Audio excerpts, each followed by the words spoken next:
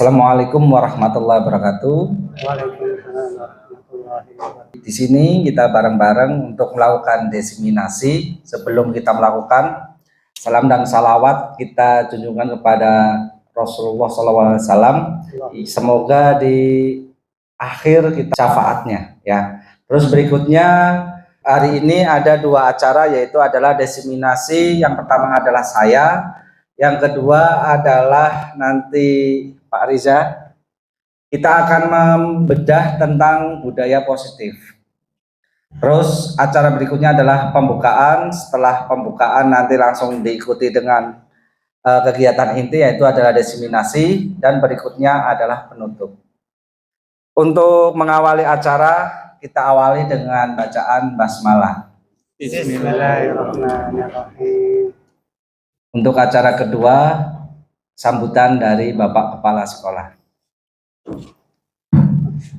Assalamualaikum warahmatullahi wabarakatuh. Waalaikumsalam warahmatullahi wabarakatuh. Bapak Ibu, mari bersyukur pada Allah SWT dikali alhamdulillahirrahmanirrahim. Selalu bersalawat untuk junjungan kita Nabi sallallahu alaihi wasallam. Mudah-mudahan kita mendapat syafaat di yaumul akhir nanti. Bapak Ibu yang kami hormati, saya mengucapkan semangat dan terima kasih kepada teman-teman kita calon guru penggerak. Hari ini ada dua orang, Pak Arifudin Prakoso dan Pak Reza. Lengkapi sama Pak? Reza Rizkianto. Reza Rizkianto. Saya nggak apalnya Reza itu ada beberapa gitu ya. Reza. Itu nempel nih. Nah, kalau tanya Reza, ini Reza yang mana? Bapak Ibu, saat ini guru penggerak menjadi salah satu program pemerintah yang diharapkan bisa mengatasi kompetensi guru, kurang kompetensi guru yang banyak dijumpai dan banyak dikatakan oleh para ahli bahwa kesenjangan kita khususnya di kompetensi guru, baik itu pada kurge ataupun kejuruan, itu masih belum memuaskan ya. Karena banyak dari UKG dulu setiap tahun ada ya tes UKG itu masih rata-rata di bawah 60. Nah, memang kegiatan guru itu di samping ilmu kejuruannya juga yang paling sulit kita rasakan adalah ilmu pedagoginya, karena terus berkembang. Mungkin teori yang dulu diterapkan sekarang sudah tidak zamannya lagi. Waktu kecil kita sekolah, Bapak Ibu guru membawa tutingnya, penggaris panjang 1 meter atau dibuat dari bambu. Kalau tidak bisa dipukul. Coba sekarang itu dilakukan sekarang. Jangan langsung tamat riwayatnya. Tidak bisa lagi. Ya walaupun sebenarnya dari dulu ya tidak ada teori sing raiso digebuk gitu ya nggak ada. Yang ada mungkin teori reward and punishment yang sekarang sudah mulai ditinggalkan karena memang tidak mungkin dianggap sekarang tidak relevan lagi. Nah, Bapak Ibu, semboyan guru CGB itu 3: tergerak, bergerak, dan menggerakkan. Begitu ya Pak ya? Insya Allah saya sedikit-sedikit mempelajari itu ya. Tergerak kita untuk memperbaiki diri, meningkatkan kompetensi. Kalau sudah ikut CGB pasti sudah tergerak. Nah, harapannya Bapak Ibu nanti juga tergerak. Kalau sudah digerakkan, gitu kan? Kalau tergerak saja nggak cukup, harus bergerak. bergerak itu kalau boleh saya katakan berubah untuk lebih baik. Bergerak untuk berubah lebih baik. Kemudian yang terakhir bisa menggerakkan. Nah ini menggerakkan itu kan perlu seni khusus karena tidak semua orang itu bisa menggerakkan. Hari ini kita latihan untuk disimulasi, mudah-mudahan nanti sebagai awal mampu untuk menggerakkan. Karena memang target kami juga relevan dengan program pemerintah, teman-teman bisa menjadi penggerak bagi guru yang lain. Sekolah maju atau tidak itu sangat tergantung pada guru-gurunya. Di sana ada guru penggeraknya apa ada. Kalau dulu orang otomatis menyebutnya roda gila, memang harus gila. Jadi penggerak di sekolah itu memang harus orang-orang gila. Kalau tidak gila nggak bisa. Baru dia ngomong, loh, kemakin dia ngomong sepiro kayak gitu sudah lengkap gitu kan. Nah, itu nggak bisa pakai perasaan. Maka orang yang gila yang bisa menggerakkan. Dia ngomong kayak gitu, ya tetap semangat gitu kan. Karena gila itu kan dua kategori gila, jiwanya tidak sehat atau gila karena luar biasa, gila banget. Nah, gila banget itu yang kita pilihkan untuk menggerakkan, misalkan satu tahun kan menjadi lebih maju. Tidak ada guru penggeraknya, tidak akan maju. Di sekolah itu selain kepala sekolah yang menggerakkan, juga ada guru-guru yang mampu menggerakkan guru yang lain. Itu boleh kita lihat di sekolah-sekolah yang maju, pasti ada di sana. Walaupun namanya tidak resmi pakai SK guru penggerak, tapi di sana adalah guru-guru yang mampu menggerakkan guru yang lain. Nah, itu biasanya jadi apa ya? Pemimpin di antara guru-guru mereka. Pemimpin non formal. Nah, kalau guru-guru penggeraknya itu ke arah positif, berarti sekolah itu akan maju. Tapi penggeraknya, kalau penggeraknya, guru-guru penggeraknya itu ke arah negatif, bisa samkat saya, rasa absen baik, rasa pulang baik, berkata modal lah, itu pasti sekolah itu akan lama-lama hancur. Nah, harapan kami Bapak Ibu, mari kita tergerak hatinya untuk memperbaiki diri, meningkatkan kompetensi kita, dan kita bergerak untuk lebih baik lagi. Semoga nanti teman-teman, khususnya ini karena kebanyakan adalah teman-teman P3K ya, mampu saling support, saling mendukung satu dengan yang lain. Sehingga nanti keberadaan Bapak Ibu itu bisa menggerakkan guru-guru yang lain.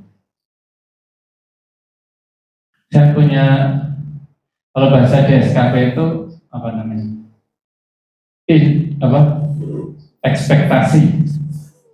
Ekspektasi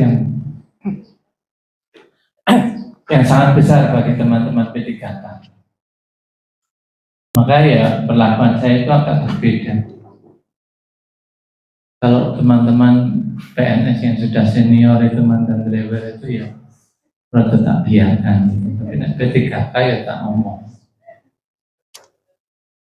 Guru silang dia rajin kok tak rajin itu kita ngomong.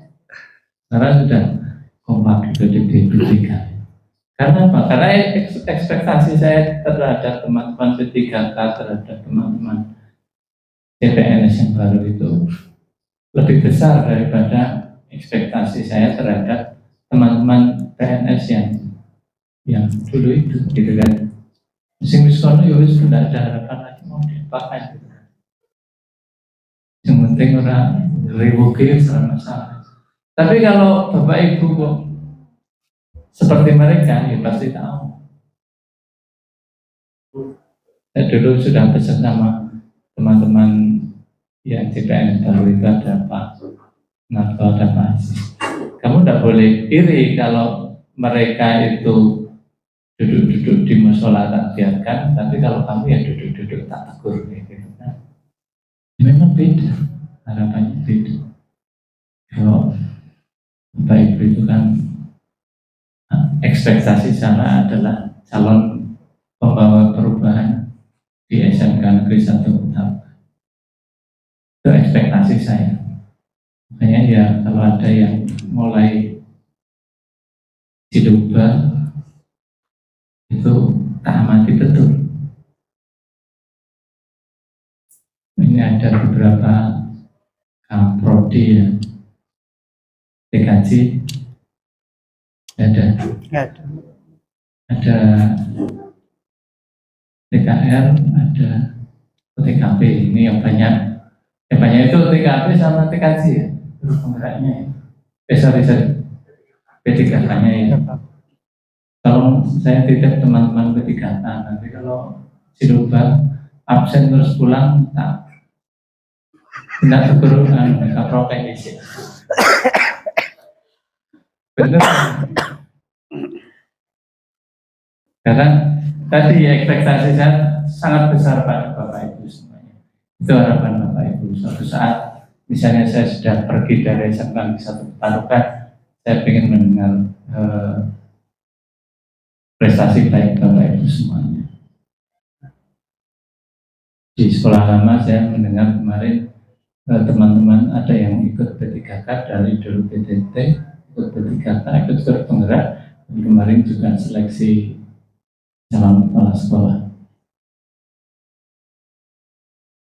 Nah, prestasi baik Bapak Ibu itu saya tunggu. Makanya ya jadi lupa jam absen, pilih jam itu seperempat nggak ada. Ini apa Pak? Saya kan jam mau 4 seperempat tamat gitu, kan tinggi jam kayak gitu. Karena ya nggak apa ekspektasi saya yang terlalu besar pada Bapak Ibu. Itu Bapak Ibu saya sampaikan terima kasih pada Bapak Ibu yang sudah tergerak untuk mengikuti kegiatan diseminasi. Mudah-mudahan nanti semua Bapak Ibu bisa mengikuti kegiatan diseminasi, kemudian mendaftar guru penggerak dengan niat untuk memperbaiki diri, meningkatkan kompetensi diri kita. Karena itu memang sekarang wadah yang disiapkan pemerintah, yang dikelola oleh Balai Besar apa Pak? Namanya Balai Besar BGP, Balai Besar Guru Penggerak. Penggerak. Itu dulu PKKS ya tambahkannya. PKKS kalau Pak Miftah ikut, Pak Miftah dulu ikut di PKKS, kalau dapat NUK gitu ya, nomor unik kepala sekolah. Itu yang mengelola sama, makanya guru penggerak itu menjadi salah satu syarat menjadi calon kepala sekolah. Karena ya memang yang mengelola sama, sehingga nanti beberapa hal setelah itu masuk ada tambahan manajerial yang belum didapat di guru penggerak, atau mungkin dapat tapi kapasitasnya tidak banyak. Itu efek. Tapi yang paling penting niatnya kita betulkan bahwa kita masuk guru penggerak itu untuk meningkatkan kompetensi diri kita agar menjadi guru-guru yang kompeten. Demikian Bapak Ibu, terima kasih banyak atas kerjasamanya dan partisipasinya. Saya tunggu untuk berikutnya. Sudah lolos MOC, sudah orientasi, sudah selesai.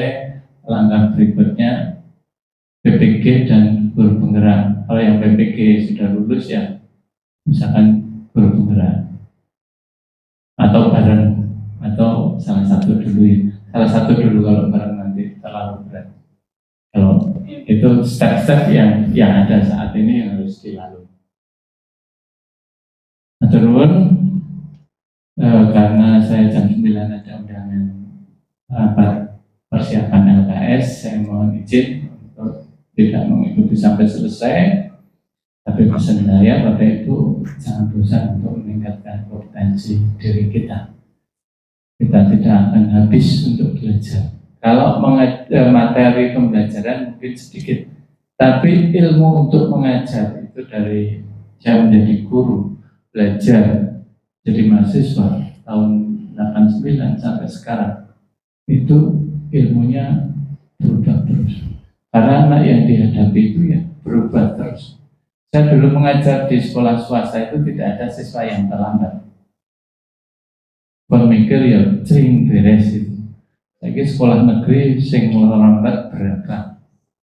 Belum lagi tidak mengerjakan tugas berapa.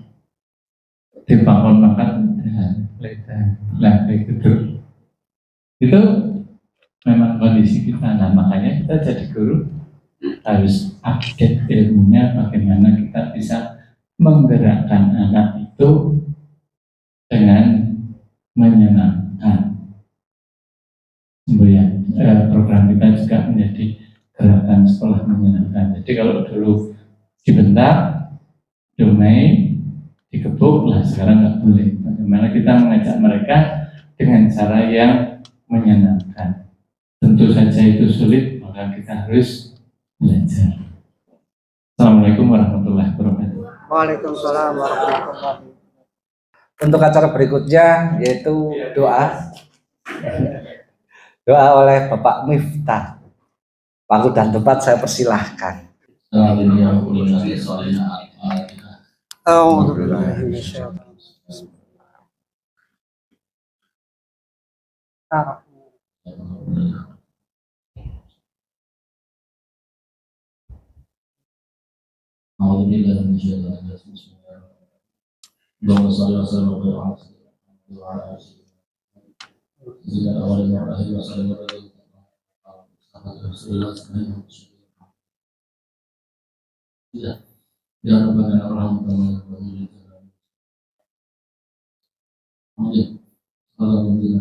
rajim.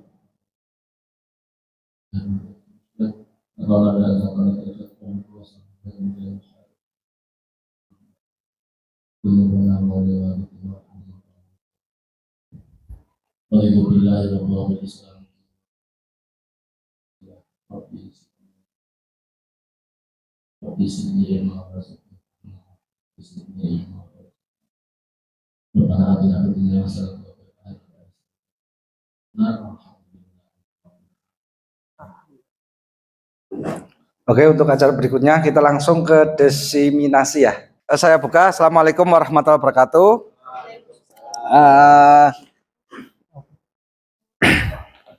Nggak usah pakai mic ya. Ya. Di sini saya akan mencoba untuk desiminasi budaya positif. Mungkin kalau misalkan teman-teman rekan guru pernah melihat desiminasi ini ketika di Pak Narto. Lah, dari perbedaan di sini ketika kita akan melihat dari sudut pandang yang berbeda supaya kita ada yang lebih jelas. Karena kemarin dari penjelasan dari Pak Narto banyak sebuah pertanyaan, apakah budaya positif atau belajar dengan menyenangkan itu bisa merubah. Karena ketika kita melihat anak-anak sekarang dengan saling menyenangkan, kita bisa tidak sih untuk mengubah mereka untuk istilahnya merubah menjadi yang lebih baik.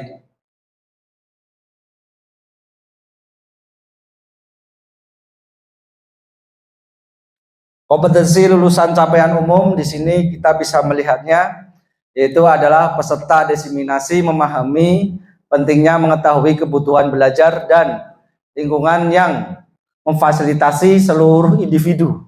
Jadi di sini kita mengharapkan bahwa semua individu yang ada di sekolahan itu kita bisa memfasilitasi.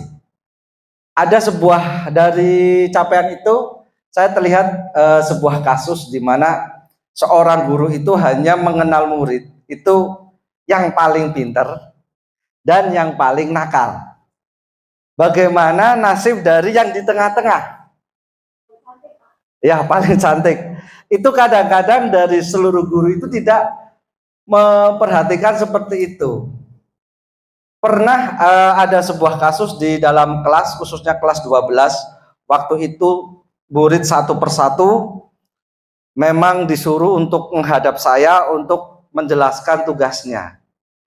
Apa yang terjadi? Anak itu adalah, saya berikan ciri-ciri, anak itu ranking 2, anteng, manutan. Tetapi ketika dia maju ke saya, tangannya tremor, takut, ya kan? Lah, yang permasalahan seperti ini adalah permasalahan yang memang harus kita hadapi. Bukan istilahnya orang yang tidak punya masalah itu berarti tidak harus kita perhatikan.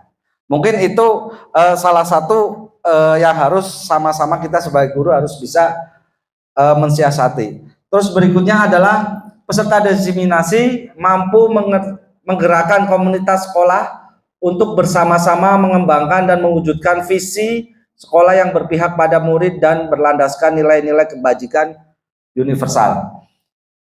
Kita merujuk ke paling belakang bahwa yang namanya guru itu adalah menuntun. Yang namanya menuntun ini di sini ada ibu 1, 2, 3, 4. Ibaratkan seorang ibu yang menuntun anaknya ke arah yang lebih baik. Bukan berarti dengan istilahnya sesuai dengan individu, kita individu mau apa, monggo silahkan, tidak seperti itu. Tetapi diarahkan, bukan istilahnya seakan-akan oh anak mau seperti apa terserah. Kalau misalkan perbedaan di sini adalah sesuai individu, bukan berarti misalkan contoh anak boleh teriak-teriak, boleh tidak disiplin, boleh tidak apa, bukan seperti itu. Tapi anak kita rangkul, kita tuntun menjadi yang lebih baik. Capaian umum memahami konsep pendidikan menurut Ki Hajar Dewantara dihubungkan dengan konsep budaya lingkungan positif di sekolah yang berpihak pada murid.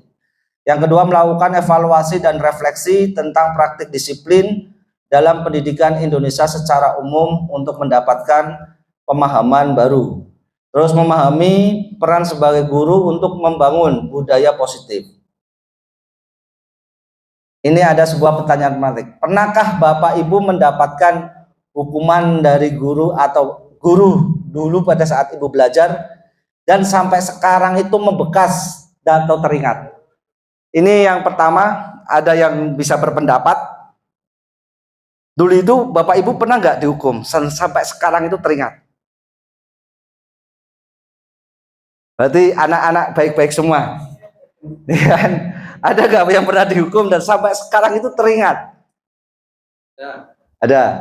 Monggo. Bisa diceritakan.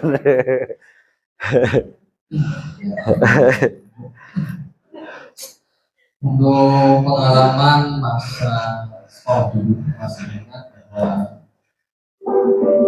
dulu pada zaman waktu masa SMP itu walaupun sebenarnya mungkin hanya ikutan saja itu disuruh untuk berlari keliling lapangan dan setiap 10 langkah itu harus hormat ke tiang bendera dan ucapan hormat seperti itu. Dulu kesalahan karena hanya terlambat berangkat pada saat hari Senin. Karena zaman dulu kan anak kecil sekolahnya masih jauh, ya karena hanya terlambat nungguin angkot saja, tapi mungkin karena terlalu sering jadi BP betul-betul namanya BP ya. Mungkin ya akhirnya memberikan seperti ya tadi ya buat anak-anak yang terlambat. Ya, sampai sekarang masih teringat, Pak? Ya, masih teringat. Kalau diingatkan ya teringat. Ditanyakan ya mungkin Oke. Gurunya ada yang cantik nggak, Pak? Dulu. Waktu itu? Oh, tidak ada. Oke.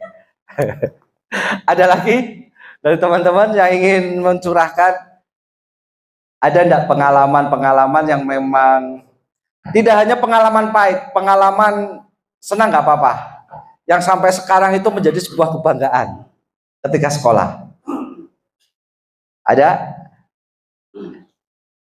Oh, berarti B aja, Pak. Oke. Pertanyaan berikutnya adalah, apakah dengan memberikan hukuman dengan hal positif seperti membaca atau membersihkan halaman sekolah dapat meningkatkan disiplin anak?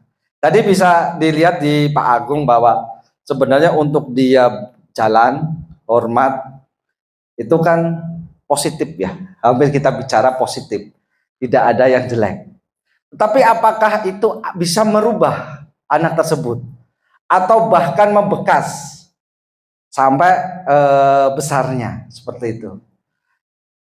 Terus next berikutnya adalah, apakah dengan memberi penghargaan dapat meningkatkan motivasi belajar anak? Ada sebuah teori yang mengatakan bahwa dengan memberikan sebuah hadiah atau penghargaan itu akan merusak motivasi belajar anak.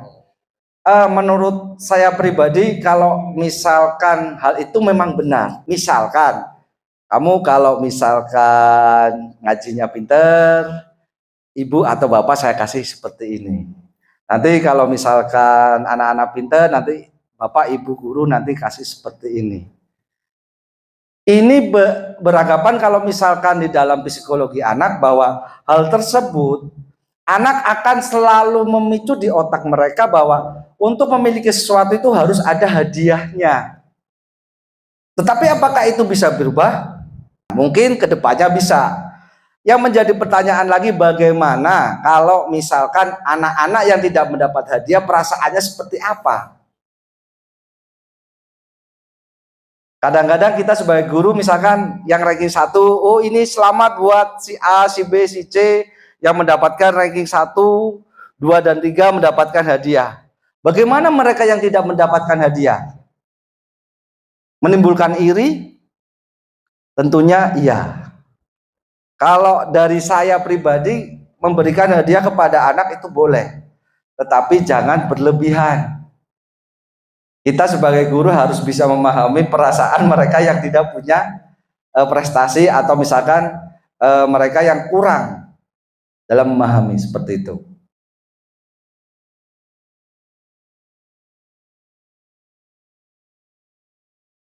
Kita masuk ke disiplin positif dan nilai-nilai kebajikan universal. Ini ada sebuah kasus, ada A dan B. Sobeklah secari kertas, tuliskan benda atau sesuatu yang sangat berharga untuk Anda. Letakkan di salah satu tangan Anda dan genggam benda tersebut. Dengan segala daya buatlah sebuah kepalan. Maksudnya gini, Bapak dan Ibu.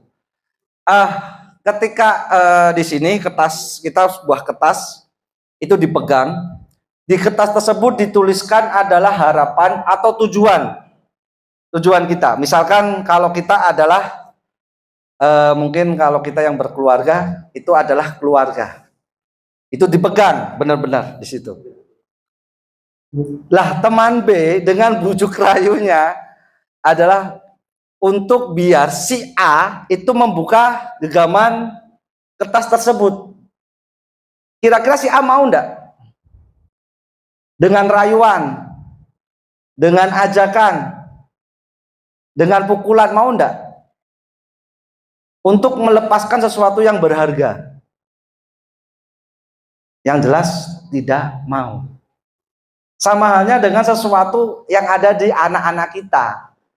Anak-anak kita itu, khususnya generasi Z untuk sekarang, itu memang unik.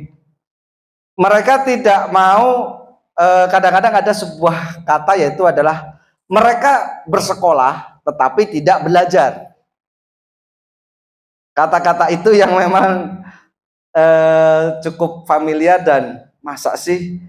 Tapi memang iya, mereka bersekolah tetapi tidak mau belajar. Itulah yang terjadi di anak-anak kita, khususnya generasi Z. Mereka tidak mau belajar, pinginnya bisa langsung cepat pinter, bisa seenaknya sendiri. Apalagi dengan anak-anak di SMK, bahwa dengan disiplin itu hanya menyusahkan, hanya seperti cupu, seperti itu. Mereka beranggapan bahwa dengan saya seperti ini, itu lebih bisa dihargai oleh orang lain. Hal itu sama halnya dengan kertas yang kita pegang tadi. Kita tidak akan mudah melepaskan ego kita untuk membuat sebuah perubahan. Kalau misalkan tidak ada dari diri kita untuk berubah.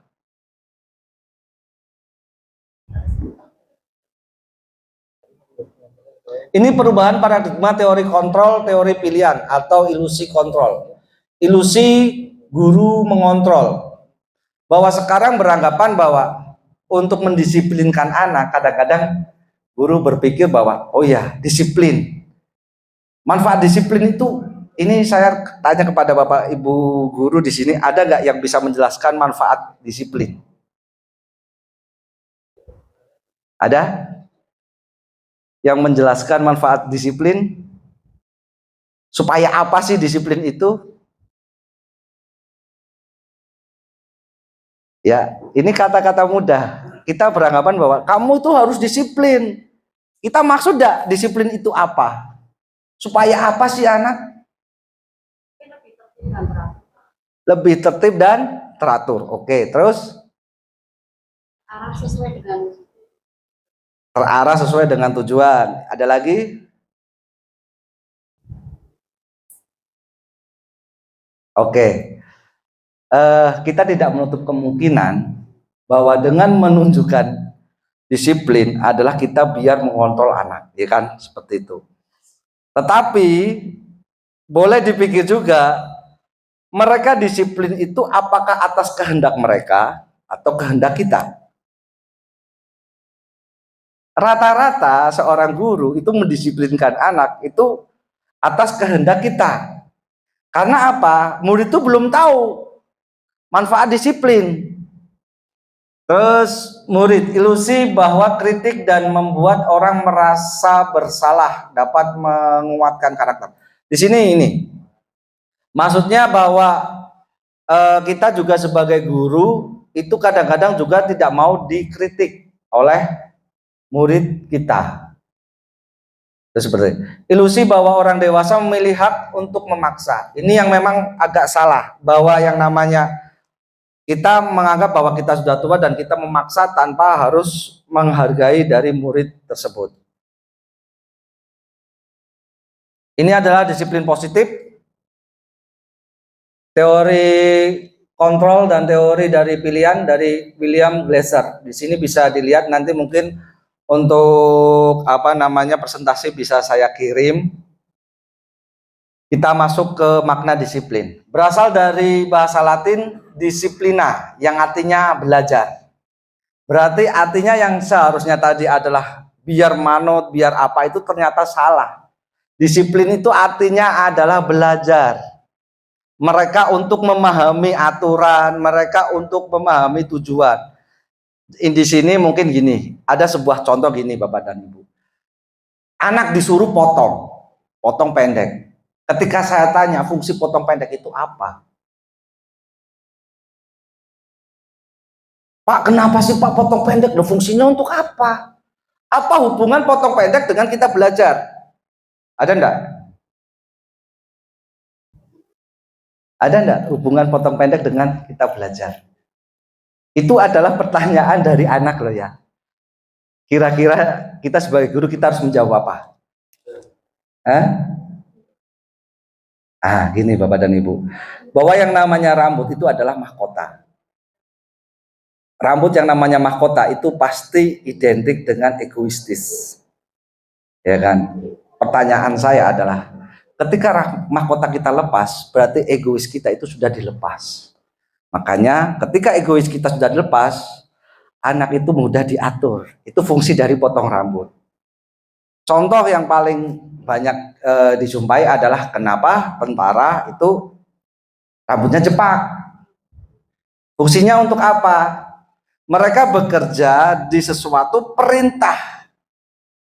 Cara dari tentara mengatur itu adalah mereka harus memotong rambut. Setelah memotong rambut, mereka pasti akan mudah diatur. Itu sebenarnya filosofinya.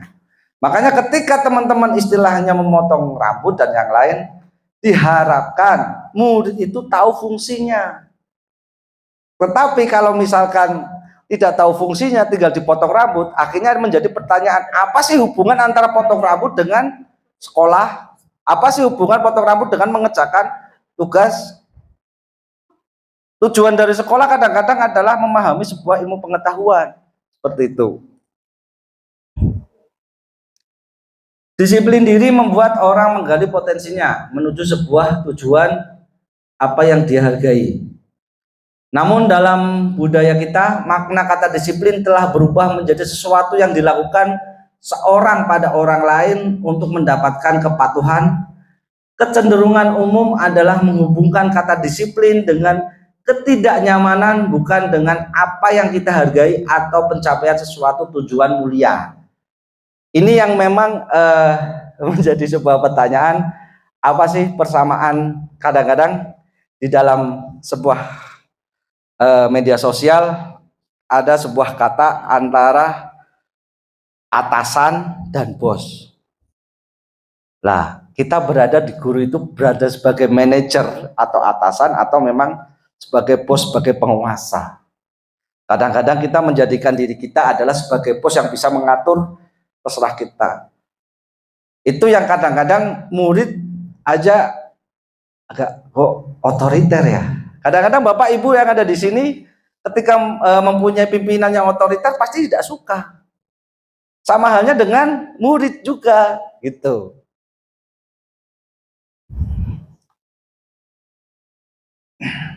Ini nilai-nilai kebajikan universal, mungkin nanti masuk ke P5. Ini adalah teori motivasi. Pertanyaan pematik, apakah motivasi dasar siswa mematuhi peraturan? Apakah dengan sanksi siswa akan mematuhi peraturan? Apakah siswa memahami makna peraturan yang dibuat di sekolahan? Ini. Kadang-kadang kenapa sih sekolah itu ibaratkan, tadi saya ngomong, anak bersekolah tetapi tidak belajar. Karena nyun sewu, anak itu tidak punya motivasi untuk belajar. Anak hanya ikut-ikutan berangkat, pulang, dapat sangu, sudah. Tapi motivasinya hampir tidak ada. Berapa persen ketika saya belum pernah melakukan sebuah penelitian di sekolah ini, berapa persen sih motivasi anak, istilahnya mereka benar-benar sekolah itu punya tujuan. Itu memang belum ada.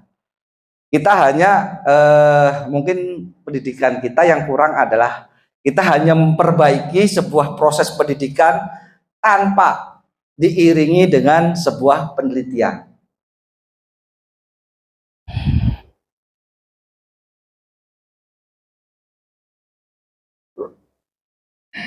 Ini teori motivasi perilaku manusia. Nah, ini motivasi itu ada dua, motivasi eksternal dan motivasi internal. Ini nomor pertama adalah untuk menghindari ketidaknyaman hukuman. Motivasi eksternal. Mungkin tadi ada sebuah pertanyaan, kenapa anak berangkat pagi, tidak terlambat? Dia ingin menghindari hukuman. Terus yang berikutnya, untuk mendapatkan imbalan dari orang lain atau institusi. Tadi ya seperti istilahnya mereka melakukan sesuatu, belajar dengan giat, yaitu hanya untuk mendapatkan sebuah hadiah. Tetapi kan itu eksternal. Sesuatu yang eksternal itu sifatnya non permanen atau sementara. Tetapi bagaimana dengan internal? Untuk menghargai diri sendiri. Itu yang memang harus kita bantu anak-anak kita, bahwa kita punya percaya diri dan menghargai dirinya sendiri.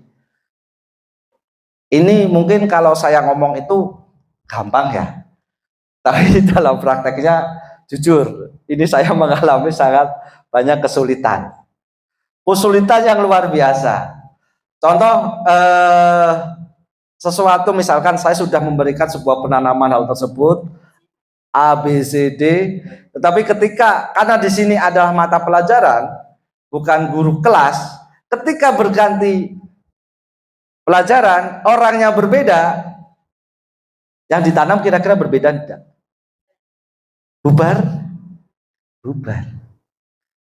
Itu yang kadang-kadang sebuah, makanya kalau misalkan hanya eksternal, Maka misalkan di sini kelas 10 TKRO 4, orang akan menganggap luar biasa misalkan Pak Kuku, oh dengan disiplinnya luar biasa A I U E O nya.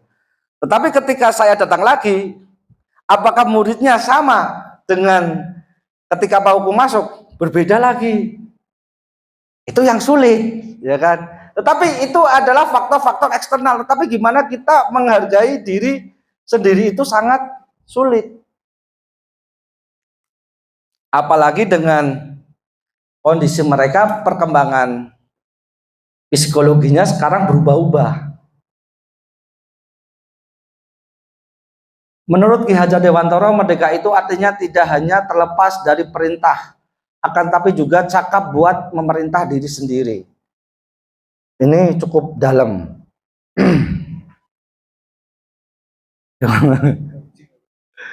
Ini bentuk program kebajikan atau apresiasi. Dalam memberikan apresiasi atau pengakuan, perlu diingat beberapa hal.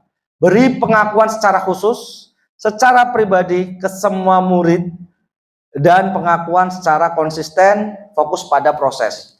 Ini maksudnya Bapak dan Ibu, biar tidak terjadi kesenjangan. Yang pertama adalah pengakuan secara khusus, itu adalah ketika misalkan sebenarnya apakah di sini sudah dilakukan, sudah dengan memanggil anak-anak yang istilahnya, tapi di sini hanya pemanggilannya adalah anak-anak yang bermasalah. Itu seperti itu. Bagaimana dengan anak-anak yang tidak bermasalah? Belum dilakukan. Terus beri pengakuan secara pribadi. Ini berikan, wah hebat ya, selamat atau apa seperti itu. Beri pengakuan kepada semua murid, yaitu secara bergantian. Terus beri pengakuan secara konsisten. Terus di sini ada, ini Bapak Ibu guru, ini bisa apa namanya diisi. Ini ada sekitar 1, 2, 3, 4, 5, 6, 7. Ini kira-kira dari kolom pertama, ini adalah kita akan mencoba untuk berpikir ini hukuman atau konsekuensi. Kita nomor 1 dulu. Mencatat 100 kali di dalam buku, saya tidak akan terlambat lagi. Karena beliau adalah terlambat ke sekolah. Itu kira-kira hukuman atau konsekuensi? Yang pertama. Ini hukuman atau konsekuensi? Kalau hukuman itu adalah sesuatu yang istilahnya menyakitkan hati dan sifatnya lama untuk sembuhnya. Kalau konsekuensi menyakitkan, tetapi sifatnya non permanen atau sebentar. Kira-kira dengan hukuman nomor 1 itu masuknya hukuman atau konsekuensi? Ada yang bisa bantu jawab? Yang pertama, tinggal hukuman atau konsekuensi? Ada yang mau berpendapat? Konsekuensi atau hukuman? Tergantung orangnya. Tergantung orangnya, oke. Ini hukuman atau konsekuensi? Kalau cewek? Oke. Oke. Ya. Yang kedua, lari mengelilingi lapangan basket 2 kali karena terlambat hadir di sekolah. Hukuman atau hukuman? Murid diminta untuk push up 15 kali karena tidak menggunakan masker di sekolah. Hukuman. Menggantikan kertas tugas teman yang telah dicoret-coret. Konsekuensi. Membersihkan tumpahan air di meja tulis karena tersenggol pada saat belajar. Konsekuensi. Murid disuruh untuk mengenakan sepatu seharian di sekolah karena tidak mengenakan sepatu hitam.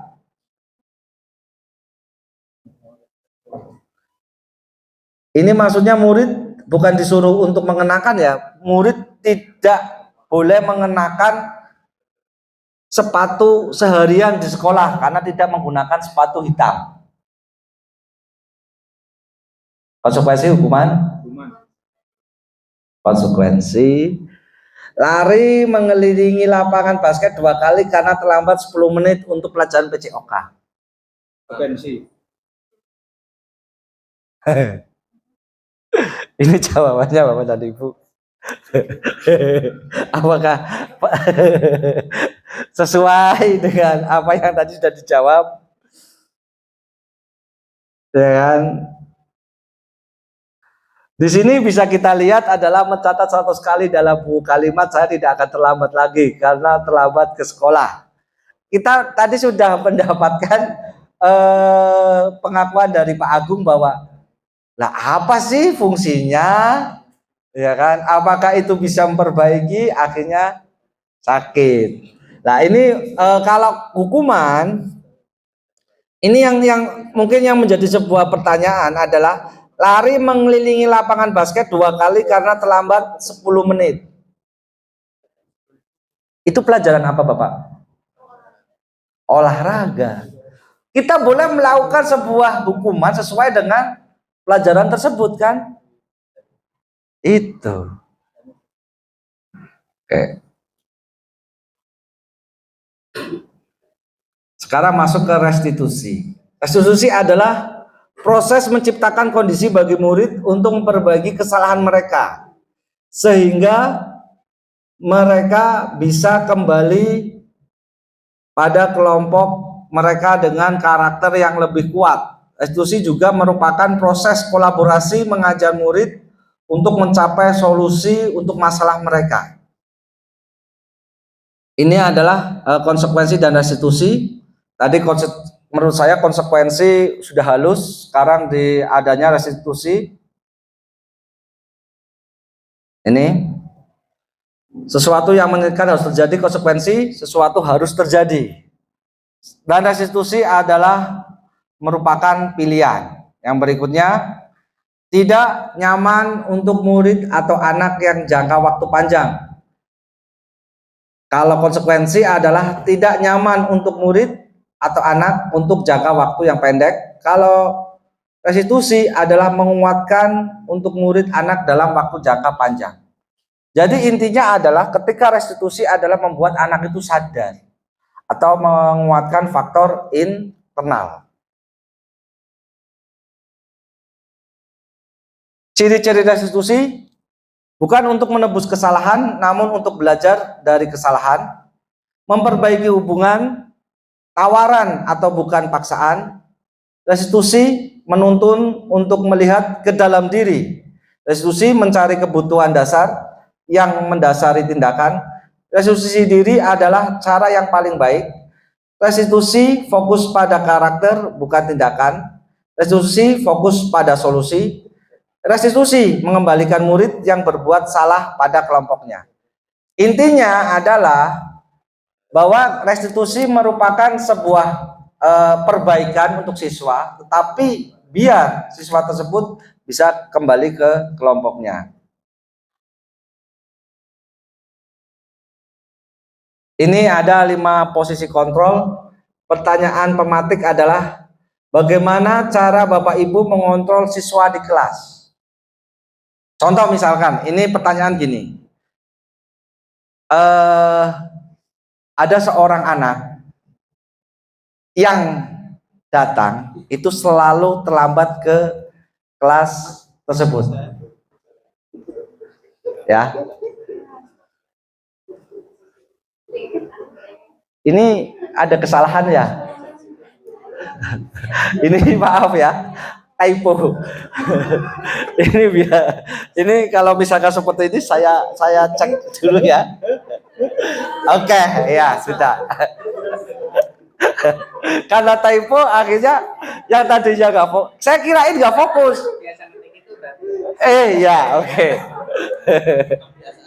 Ya oke. Luar biasa ya. Ternyata masih fokus semuanya ya. Oke. Ini Bapak Ibu, yang namanya 5 posisi kontrol itu ada 5. Yang pertama adalah sebagai penghukum. Yang kedua adalah sebagai pembuat rasa bersalah. Yang ketiga adalah sebagai teman. Yang keempat adalah pemantau. Yang kelima adalah manajer. Mungkin di antara Bapak dan Ibu di sini pasti pernah yang namanya penghukum. Kalau penghukum ini biasanya Bapak Ibu guru yang sudah menjadi guru sekitar tahun 2012 ke bawah. Rata-rata mereka adalah sebagai penghukum. Ya, rata-rata mereka adalah sebagai penghukum. 2012 ke bawah. Ya. Terus pembuat rasa bersalah. Ini biasanya kalau pembuat rasa bersalah ini biasanya pada ibu-ibu. Ya. Ini kata-kata yang pembuat rasa bersalah gini. Ini biasanya. Iya, oke ya. Masalahnya ini bukan masalah gender atau tidak. Di lapangan sering terjadi seperti itu. Contoh, misalkan ada anak itu, misalkan bapak, ibu jadi wali kelas di sini ya kan.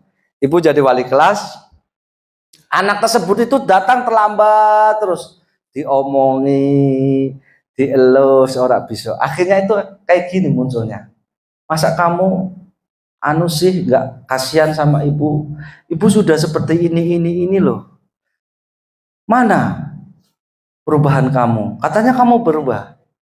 Jadi dianggap bahwa anak tersebut itu adalah anak yang salah, tetapi dengan sesuatu yang halus. Iya kan? Kasihan enggak sama ibu? Kasihan. Nah, itu yang memang sering terjadi di sekolahan kita. Tetapi efek yang terjadi antara penghukum dan pembuat rasa bersalah, efek yang paling besar adalah pembuat rasa bersalah. Itu kalau misalkan penelitian, kalau memang benar-benar anak itu menganggap bahwa anaknya paling bersalah, dampak yang paling negatif dari anak tersebut adalah bisa bunuh diri atau suicide. Ya, di sini kita akan sama-sama melihat Bapak Ibu guru.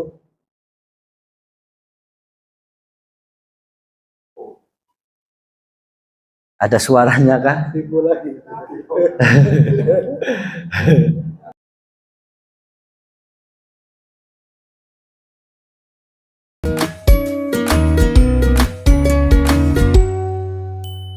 Salam bahagia Ibu dan Bapak guru hebat. Dalam penerapan disiplin positif restitusi, salah satu program yang dikembangkan adalah 5 posisi kontrol. 5 posisi kontrol dalam restitusi adalah proses perjalanan seorang pendidik agar dapat mengenali dirinya. Pada video kali ini, kita akan membahas tentang 5 posisi kontrol yang dikembangkan oleh Diane Gosson dan contoh penerapannya.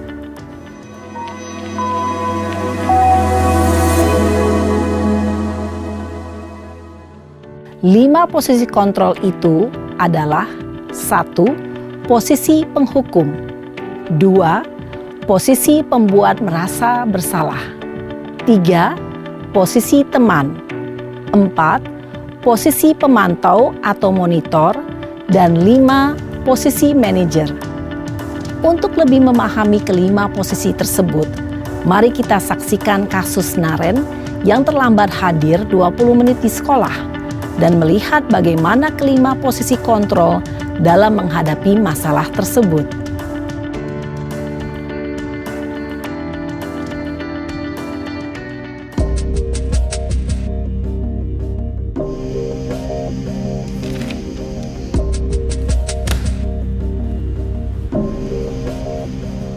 Naren! Sini kamu! Selamat pagi, Bu. Selalu terlambat. Kamu deh, pasti terlambat. Maaf, Bu. Saya... Apa? Apa coba? Alasan kamu apa lagi? Kapan sih kamu tidak terlambat? Malas sekali ya kamu jadi anak.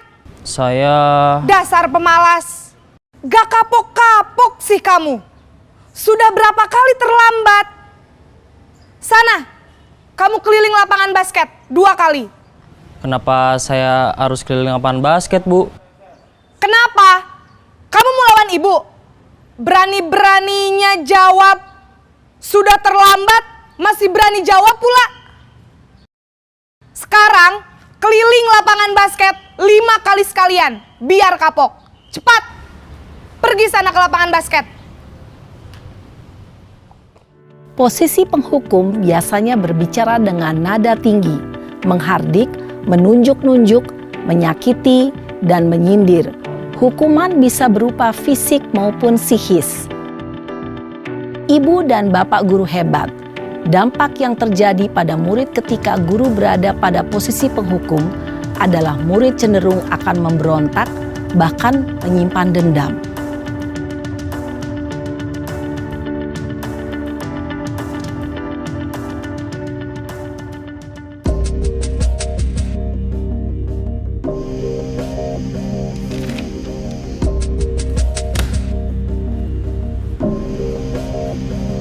Naren!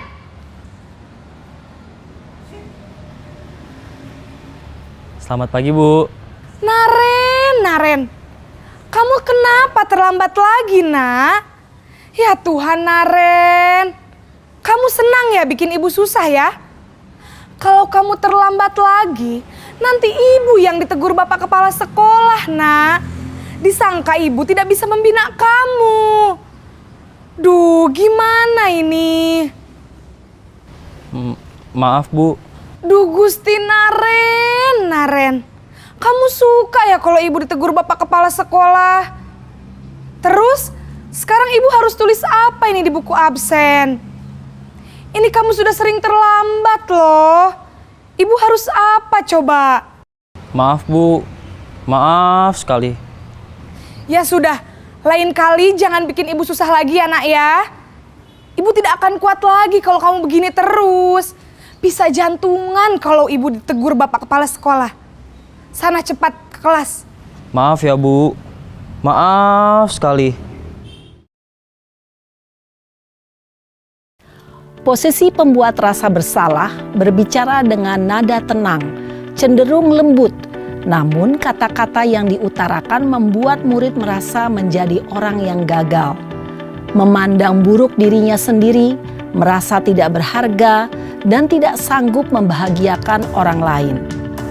Ketika guru mengambil posisi pembuat rasa bersalah, murid akan menganggap dirinya yang bersalah dan ia akan menyimpan emosi negatif tersebut di dalam dirinya.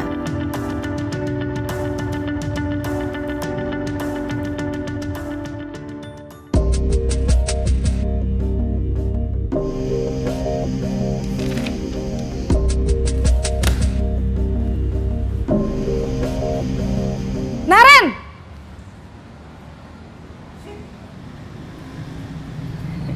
Selamat pagi, Bu. Wah, sudah jam berapa ini, Nak? Terlambat lagi ya, sayang. Iya, Bu. Habis ibu saya lupa bangunkan saya, Bu. Kamu malah menyalahkan ibu kamu. Kamu bukannya anak yang larinya paling kenceng. Kok terlambat sih? Iya, Bu. Saya memang terlambat bangun tadi. Jadi, biarpun saya lari kencang, tetap gak kekejar, Bu. Ya sudah sana, nanti lain kali larinya lebih kenceng lagi ya. Biar gak terlambat lagi. Bikin seneng ibu, demi ibu. Bisa kan? Bisa lah, Bu. Ya sudah sana masuk kelas. Ibu beresin urusan absen kamu. Kamu ini ada-ada saja. Dalam posisi teman, guru berbicara dengan nada suara ramah, akrab, cenderung bersenda gurau untuk menjaga suasana tetap santai. Murid akan merasa senang, aman, dan akrab dengan guru. Identitas yang tercipta adalah identitas sukses atau berhasil. Namun, perlu diingat, karena ini masih dorongan eksternal, maka ada faktor ketergantungan dari murid kepada orang tertentu. Di sini guru absennya, sehingga di lain waktu murid bisa berperilaku baik, namun hanya kepada orang-orang tertentu saja.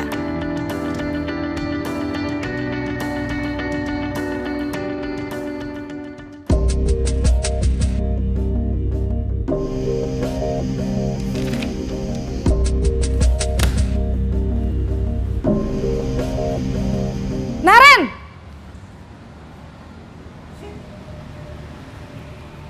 Selamat pagi, Bu. Naren, apa peraturan sekolah kita tentang jam berapa kita harus masuk sekolah, nak? Kita harus di sekolah jam 7, Bu. Iya, betul. Sekarang sudah jam 7.20. Naren sudah tahu konsekuensinya jika terlambat hadir. Paham, Bu. Saya harus tinggal kelas pas jam istirahat selama 20 menit. Iya, benar. Konsekuensinya demikian. Jadi nanti jam 9.30 pas istirahat, kamu harus tinggal di kelas, kerjakan tugas tambahan untuk ketertinggalan kamu, ya? Baik, Bu. Posisi pemantau mengandalkan penghitungan atau data untuk mengontrol murid. Guru mengarahkan murid berdasarkan peraturan dan konsekuensi. Seorang pemantau menunjukkan bahasa tubuh dan ekspresi wajah yang datar dan cenderung formal.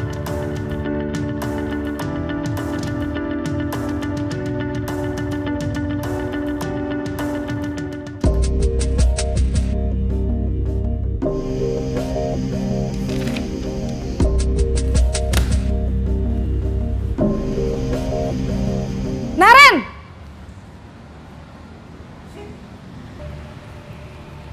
Selamat pagi, Bu. Selamat pagi, Naren. Maaf, Bu. Saya terlambat. Iya, sekolah masuknya jam 7, sekarang sudah jam 7.20. Jadi sekarang bagaimana ini, Naren? Maaf, Bu. Saya lupa setel alarm saya semalam. Baiklah, menurut kamu, keyakinan sekolah yang mana yang perlu kamu tingkatkan? Menghargai diri sendiri dan orang lain mungkin ya, Bu. Setuju. Jadi, apakah Naren meyakini prinsip saling menghormati tersebut? Iya, Bu. Saya meyakininya. Apakah Naren bersedia memperbaiki masalah keterlambatan ini? Bersedia, Bu. Bagaimana kamu akan perbaiki masalah keterlambatan ini? Saya akan coba untuk tidak lupa menyetel alarm saya, Bu. Baik, kalau Naren lupa menyetel alarm di rumah, ada orang yang kira-kira bisa bantu mengingatkan tidak? Ada, Bu. Kakak saya, Kak Ema. Ada lagi selain Kak Ema? Selain Kak Ema, ada ibu saya. Baik, jadi yang mengingatkan Naren adalah Kak Ema dan ibu kamu ya? Kira-kira akan mulai setel alarm kapan nih, Naren? Setelah pulang sekolah, akan segera saya lakukan. Baik, jadi Naren akan setel alarm untuk bangun besok pagi dan akan diingatkan oleh kakak dan ibunda Naren ya. Ada lagi yang mungkin perlu dilakukan, Naren? Agar tidak terlambat bangun lagi. Tidak ada, Bu. Baik, Naren. Terima kasih untuk kerjasama kamu. Sekarang kamu perlu kembali ke kelas untuk belajar. Baik, Bu. Terima kasih. Posisi manajer adalah posisi kontrol yang disarankan untuk membimbing murid memiliki sikap disiplin yang positif, yaitu murid yang mandiri, bertanggung jawab, dan dapat memecahkan masalah. Tujuan dari posisi ini adalah agar murid dapat berefleksi atas tindakannya. Guru akan dengan tulus memberikan pertanyaan-pertanyaan bermakna, sehingga membuat murid dapat belajar dari kesalahannya dan mencari sebuah solusi untuk menyelesaikannya. Ibu dan Bapak guru hebat, setelah mengamati adegan kelima posisi kontrol tadi, kira-kira posisi mana yang paling ideal? Posisi mana yang dapat menunjang motivasi intrinsik murid? Ya, tentu posisi manajer. Posisi ini memang posisi ideal yang ingin dituju setiap pendidik. Pada posisi inilah, guru dapat menerapkan disiplin positif yang berpihak pada murid, yang memerdekakan murid. Perjalanan seorang pendidik tentunya tidak mudah untuk sampai pada posisi seorang manajer. Namun, tujuan kita pasti, yaitu menciptakan murid-murid yang mandiri, merdeka, dan bertanggung jawab. Semoga penggambaran 5 posisi kontrol yang telah diperlihatkan ini dapat menjadi ajang refleksi bagi kita semua, agar dapat terus mengasah dan menerapkan disiplin positif yang memerdekakan murid. Mari terus berlatih dan bersemangat. Selamat menerapkan. Salam dan bahagia, Ibu dan Bapak Guru hebat.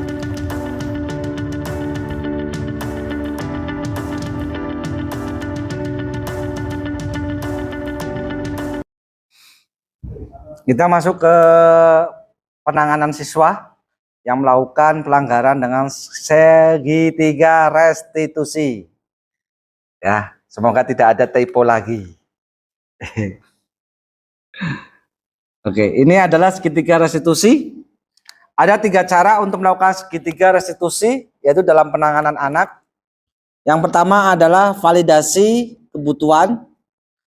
Maksud dari validasi kebutuhan adalah setiap anak itu pasti mempunyai sebuah kebutuhan. Yang pertama adalah kebutuhan diakui, kebutuhan kalau seperti Bapak dan Ibu guru di sinilah.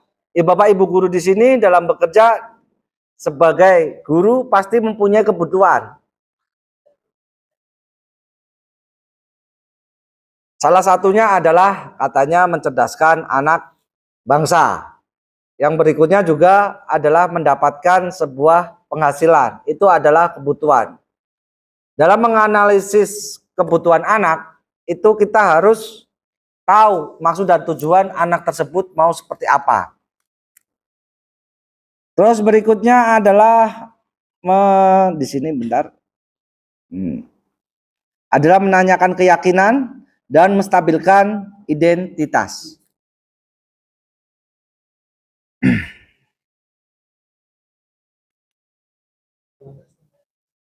Nah, berbuat salah satu yang manusiawi, tidak ada manusia yang sempurna. Bapak atau Ibu juga buat kesalahan. Ini adalah untuk menstabilkan identitas. Ini validasi kebutuhan. Jadi gini, ketika kita menghadapi sebuah peraturan atau sebuah masalah dari anak, itu diawali dengan validasi kebutuhan. Yang pertama, misalkan anak ada sebuah kasus, yaitu adalah anak bertengkar dengan murid. Salah satunya adalah kasus tersebut si A itu dibully oleh si B, ya kan? Dan si A itu marah karena dibully oleh si B. Apa yang harus dilakukan oleh seorang guru ketika melakukan segitiga restitusi? Yang pertama adalah validasi kebutuhan. Seakan-akan di sini guru itu pro dengan masalah yang dilakukan si A. Fungsinya untuk apa? Agar kita dapat dipercayai oleh anak tersebut. Agar kita tahu masalahnya apa. Akan tetapi kalau misalkan kita tidak pro dulu terhadap anak yang bermasalah, maka apa yang terjadi? Anak itu akan mendefend atau tidak mau membuka. Contoh, misalkan anak terlambat. Ya kamu bisa saja terlambat, gak apa-apa kok, tidak hanya kamu aja yang terlambat. Itu yang pertama pro dulu. Fungsinya untuk apa? Fungsinya adalah biar anak itu lebih open. Oh oke, saya ngomong dengan orang yang pas. Itu fungsi dari validasi kebutuhan. Menstabilkan identitas. Setelah kebutuhan tadi sudah, sekarang adalah menstabilkan identitas. Kita menuju ke masalah, fokusnya masalah tersebut apa. Di sini adalah ketika kita menyelesaikan sebuah masalah, fokuslah pada masalah tersebut. Ya nyuwun sewu, jangan bleber. Itu yang memang kadang-kadang sering terjadi. Setelah kita dapat kepercayaan dari murid, maka kita akan fokus pada permasalahan tersebut.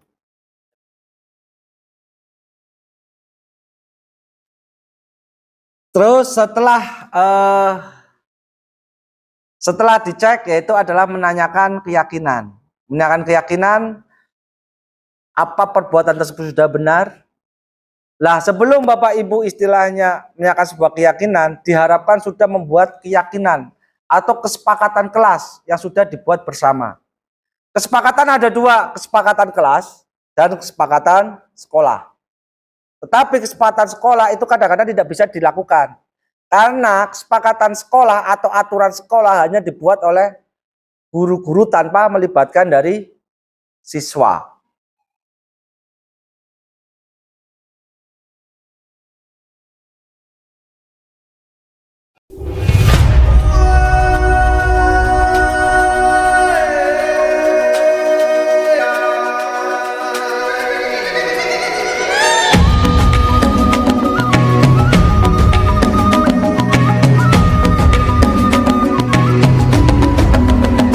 Bangun dan bukalah matamu, saatnya meraih mimpimu. Arahkan pandangan ke depan, Tuhan kan menuntunmu. Sadarilah masa berganti, tantangan kan kita hadapi. Bergandeng tangan untuk negeri, era kita menanti. Puji, apa kamu tahu masalah hari ini? Tahu Pak, tidur di kelas saat jam pelajaran. Ketiduran di kelas pasti banyak siswa yang melakukannya, tidak hanya kamu saja. Kenapa bisa Puji ketiduran di kelas? Menurut informasi BK, akhir-akhir ini Puji sering ketiduran di kelas. Kenapa Puji melakukannya? Begadang nonton bola Pak, ininya membuat saya mengantuk dan ketiduran di kelas. Pastinya asik melihat sepak bola, apalagi dengan teman-teman kamu di lingkungan kamu. Menonton sepak bola World Cup tahun ini memang hal yang luar biasa, ya kan? Iya Pak, apalagi tim favorit saya menang. Siapa tim favorit kamu? Argentina Pak. Iya, kamu berhak untuk menonton tim favorit kamu bertanding. Oke, kira-kira ketiduran di kelas itu sesuai tidak dengan prinsip-prinsip atau keyakinan-keyakinan kamu? Tidak Pak, karena tidur di dalam kelas berarti tidak menghargai guru yang sedang mengajar. Kamu meyakini bahwa tidak menghargai guru yang sedang mengajar atau tidak menghargai sesama itu penting bagi kamu? Yakinlah Pak. Oke, saya sangat setuju karena saling menghargai itu adalah bagian dari nilai-nilai kebajikan yang ada. Kayaknya ada tambahan keyakinan yang perlu kita sepakati ketika nonton sepak bola ketika malam agar kamu tidak ketiduran di kelas. Saya akan begadang menonton bola ketika besok libur sekolah Pak. Bersediakah kamu memperbaiki permasalahan ini? Bersedia Pak.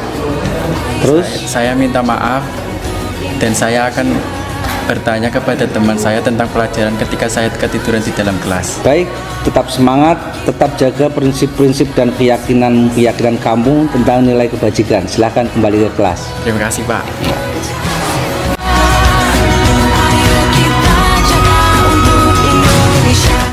Assalamualaikum warahmatullahi wabarakatuh. Perkenalkan, nama saya Pujianto, kelas 12 TKR 1.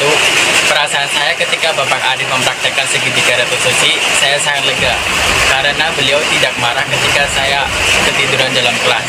Bahkan beliau memberi nasihat sehingga yang saya lakukan, saya sadar ketika saya melakukan itu salah. Dari hal tersebut saya merasa senang. Terima kasih Pak. Wassalamualaikum warahmatullahi wabarakatuh. Arahkan pandangan ke depan, Tuhan kan menuntunmu. Iza, apa kamu tahu kamu hari ini saya panggil? Tahu Pak, karena saya tidak berangkat ke sekolah tanpa keterangan selama 3 hari. Tidak berangkat sekolah selama 3 hari tanpa keterangan, kayaknya bukan kamu saja, siswa lain juga melakukannya. Kenapa Irza bisa tidak berangkat selama 3 hari tanpa keterangan? Padahal informasi dari guru BP bahwa ini adalah pertama kali kamu melakukannya. Iya Pak, Kenapa Irza bisa melakukan hal tersebut? karena saya menggantikan ibu saya jualan karena ibu saya sakit. Pastinya sebagai anak yang baik kita harus berbakti kepada orang tua. Bagaimana kondisi ibu kamu sekarang yang sedang sakit? Alhamdulillah sudah sembuh Pak. Alhamdulillah. Oke, kira-kira dengan kamu tidak berangkat selama 3 hari tanpa keterangan, apakah itu sudah sesuai dengan keyakinan kelas? Tidak Pak, karena tidak berangkat tanpa keterangan selama 3 hari merupakan perbuatan yang tidak bertanggung jawab. Kamu meyakini bahwa menjadi orang yang bertanggung jawab itu penting untuk kamu? Yakin Pak. Saya sangat setuju karena sebagai kita manusia yang punya kepercayaan tentang sesuatu nilai yang kita yakini, kita harus menjunjung tinggi, apalagi sebuah tanggung jawab yang sudah diamanatkan oleh kita atau sudah menjadi tugas kita. Kayaknya ada kesepakatan yang perlu kita tambah dalam hal ini adalah ketika kamu tidak berangkat sekolah. Saya akan membuat surat izin ketika saya tidak berangkat ke sekolah. Bersediakah kamu memperbaiki masalah tersebut? Bersedia, Pak. Bagaimana kamu memperbaiki masalah tersebut? Saya meminta maaf, Pak. Terus? Saya akan mempelajari ketertinggalan saya dalam mata pelajaran yang saya tinggalkan selama saya tidak berangkat ke sekolah. Baik, kira-kira kapan kamu akan mulai melakukannya? Saat jam istirahat ke-1 atau istirahat kedua, dan jika belum selesai akan saya lanjutkan di rumah dan saya selesaikan di rumah, Pak. Oke Mbak Irza, apakah kamu akan mengulangi hal ini lagi? Tidak, Pak. Saya akan mencoba berkoordinasi dengan guru BK tentang masalah kamu. Semoga masalah ini bisa terselesaikan, dan nanti kalau misalkan terjadi hal yang seperti ini lagi, saya harap kamu bisa menghubungi saya minimal lewat WA. Baik, Pak. Terima kasih. Oke, tetap semangat, junjung tinggi kesepakatan kelas yang kita buat. Terima kasih, Pak. Oke, silakan bisa ke kelas kamu lagi. Iya, Pak. Terima kasih. Pandangan ke depan, Tuhan kan. Assalamualaikum warahmatullahi wabarakatuh. Perkenalkan, nama saya Irsatu Naila. Saya dari kelas 12 TKR 1. Perasaan saya ketika Bapak Arif menerapkan segitiga restitusi, saya sangat lega karena Bapak Arif mengetahui saya tidak berangkat tanpa keterangan. Beliau tidak marah sama sekali, bahkan beliau menasehati saya. Dan dari itu saya sadar bahwa yang saya lakukan itu salah. Dan dari situ juga saya belajar banyak hal. Terima kasih, Pak. Wassalamualaikum warahmatullahi wabarakatuh.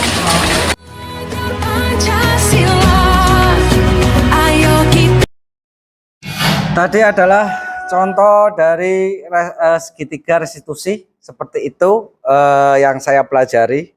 Meskipun tadi videonya juga jelek ya.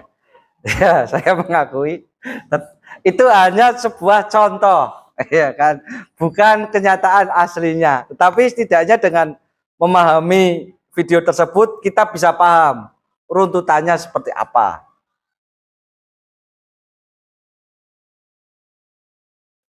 Ini adalah refleksi nanti pada saat akhir, nanti hal ini saya akan meminta Bapak dan Ibu guru untuk bisa mengisinya. Oke, ada pertanyaan tentang apa yang tadi saya jelaskan dari pihak Bapak dan Ibu guru? Ada yang mau ditanyakan? Monggo.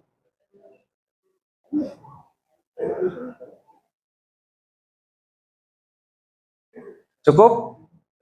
Cukup. Nanti saya kirim ke Bapak dan Ibu guru untuk bisa mengisi hal ini. Nanti dari hasil isian tersebut supaya bisa merefleksi saya sendiri, ya kan, dalam penyampaian materinya seperti apa. Setidaknya untuk kedepannya kita sama-sama memahami apa yang kekurangan diri kita. Ini mungkin adalah kolaborasi siswa dan guru. Ini saya ingin menggambarkan bahwa kita sudah saatnya tidak bisa kolaborasi dengan siswa. Karena pernah ada sebuah kasus di sekolahan kita, yaitu adalah ketika adanya digitalisasi. Contoh yang pertama adalah mereka ketika ada digitalisasi itu sudah dari guru itu sudah merasa down dulu. Misalkan contoh pembuatan video dan yang lain. Pemberian contoh tugas kepada kepada murid. Tenang Bapak dan Ibu, murid kita itu untuk masalah membuat video itu sudah jago-jago. Jadi fungsi kita itu apa? Tadi awal kita hanya menuntun, mendampingi, itu saja. Ini adalah kolaborasi antara guru dengan guru, antara guru dengan siswa.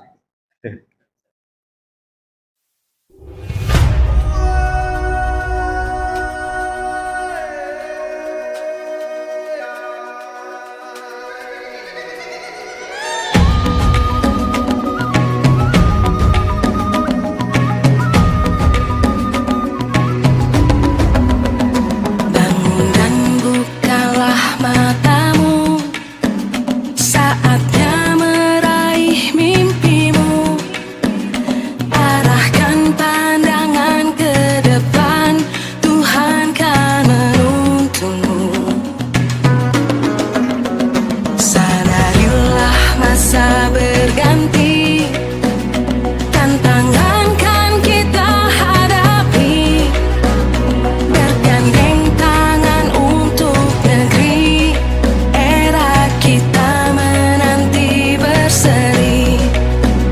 Kita belajar Pancasila, kita bernafas dalam sila-silanya. Kita belajar Pancasila, ayo kita jaga untuk Indonesia. Bersatu dalam perbedaan, berpegang tangan dan berlari. Singkirkan egomu, oh kawan, demi negeri ini. Jadilah generasi emas, cerdas berkarakter itu kita. Berjuang dan harus berani, kita terus torehkan prestasi.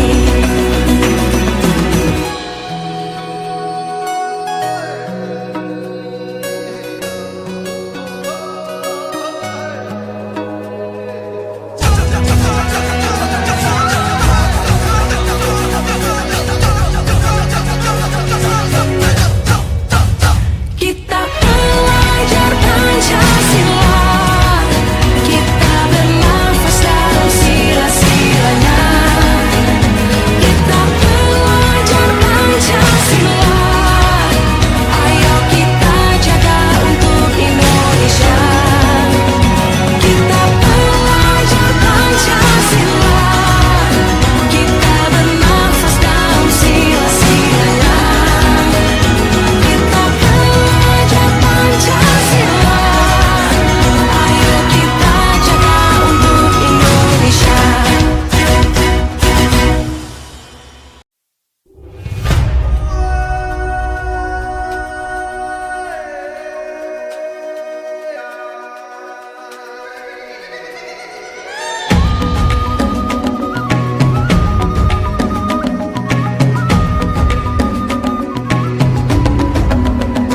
Bangun dan bukalah matamu, saatnya meraih mimpimu. Arahkan pandangan ke depan, Tuhan kan menuntunmu. Sadarilah masa berganti, tantangan kan kita hadapi, bergandeng tangan untuk negeri, era kita menanti berseri. Kita belajar Pancasila, kita bernafas dalam sila-silanya. Kita belajar Pancasila, ayo kita jaga untuk Indonesia. Bersatu dalam perbedaan, berpegang tangan dan berlari. Singkirkan egomu, oh kawan, demi negeri ini. Jadilah generasi emas.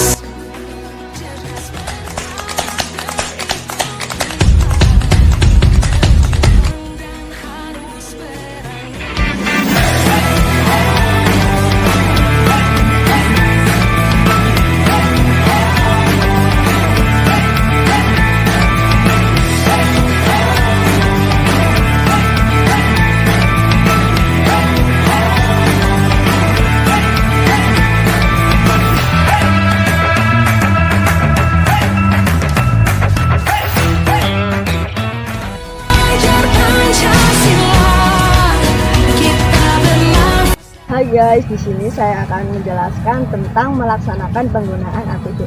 Mari ikuti saya. Ayo kita jaga untuk Indonesia. Kita belajar Pancasila, kita. Assalamualaikum warahmatullahi wabarakatuh. Hai guys.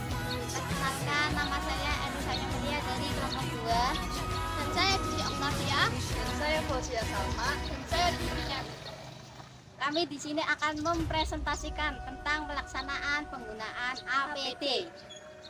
Oke.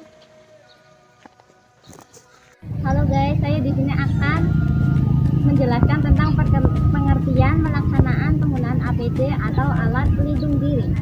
Alat pelindung diri atau APD yaitu suatu alat atau komponen alat yang digunakan untuk memberikan perlindungan ekstra pada seseorang yang melakukan kegiatan dari risiko kecelakaan yang lebih besar. Penggunaan APD disesuaikan dengan kebutuhan dan tingkat bahaya serta risiko yang ada saat melakukan kegiatan oleh pekerja dan orang yang ada di lingkungan kerja. APD yang sering digunakan pada saat bekerja yaitu antara lain helm yaitu berfungsi untuk mengamankan kepala kita ya. Dan yang kedua earmuff atau penyumbat kuping, earplug sama saja, terus glass atau gogles, respirator atau masker, sleeve cover atau coverall atau wearpack, face shield, harness, safety belt, blower, safety boot, safety strap, raincoat, safety vest.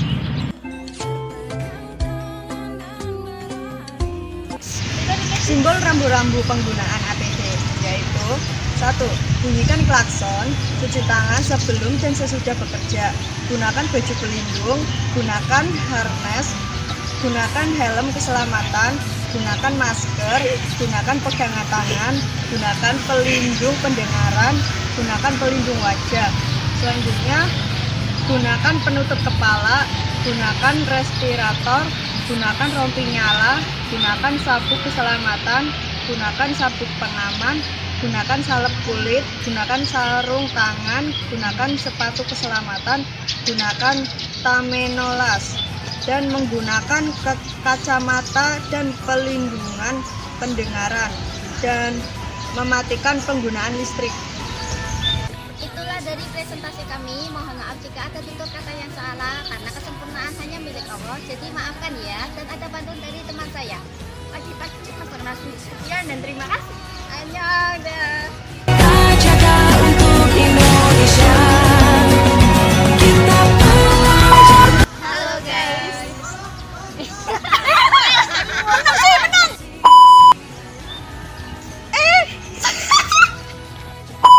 Saya Cici Octavia dan saya Fauzia dan saya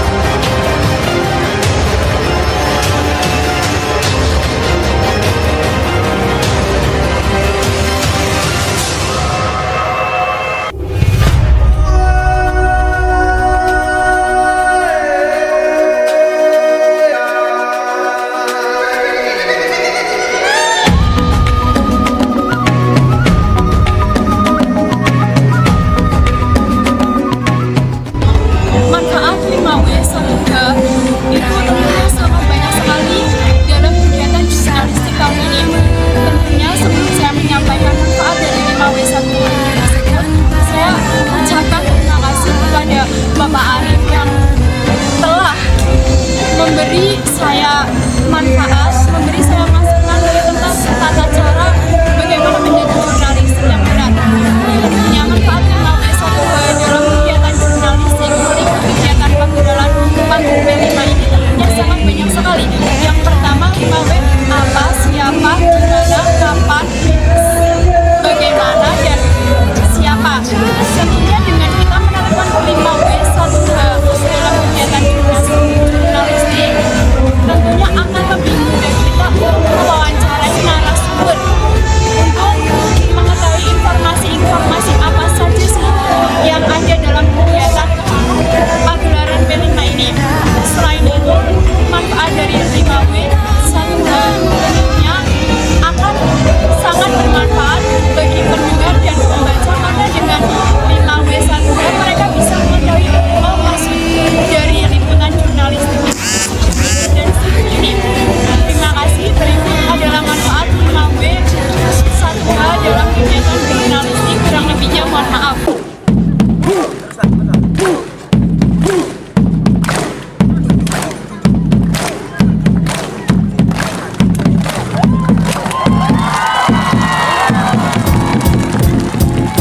It might seem crazy what I'm about to say.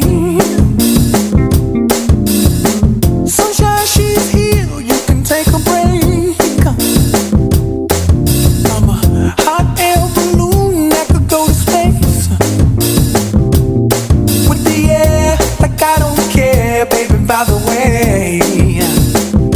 Because I'm happy. Clap along if you feel like a room without a roof. Because I'm happy. Clap along if you feel like happiness is the truth.